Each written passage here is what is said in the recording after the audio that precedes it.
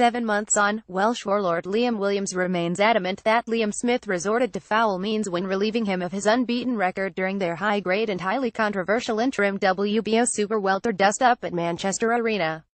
The 25-year-old reigning British champion flew out of the starting blocks and was ahead on all three judges' cards when that big bang occurred late in round 9.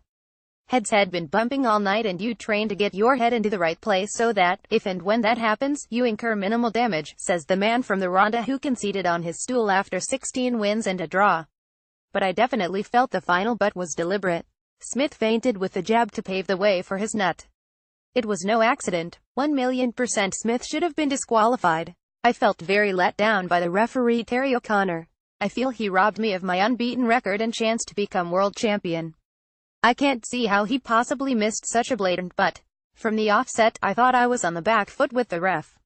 Every time we came together, it was always me who he pushed away, so, immediately, I was on the back foot.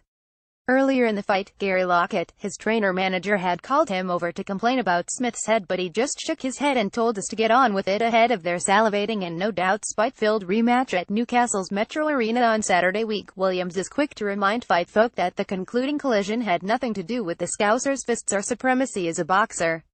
It was the decision of the doctor and Gary to withdraw me, he stresses. When the cut happened, the blood streamed into my eye and my vision was one big blur. There were 2 cuts side by side on my eyelid with the tiniest bit of skin holding them together. If I'd taken a couple more blows on the injury, my eyeball could have been exposed. I knew it was bad from the pain I was in. It took 8 stitches and a lot of glue to patch me up.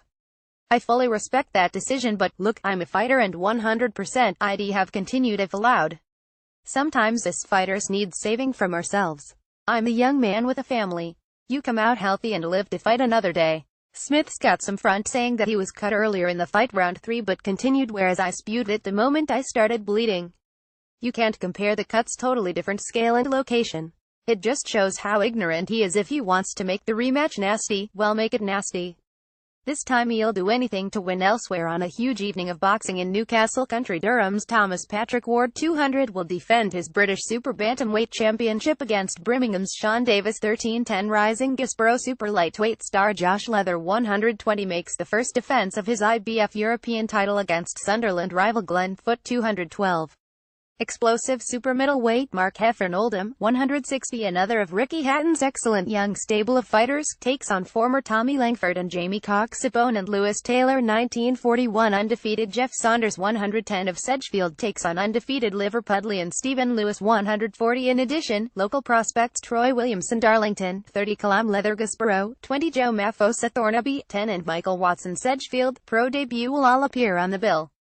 Tickets for Smith v. Williams 2 priced at £40, £50, £70, £100, £150 and £250 are available from Metro Radio Arena. 0844 493 6666 www.metroradioarena.co.uk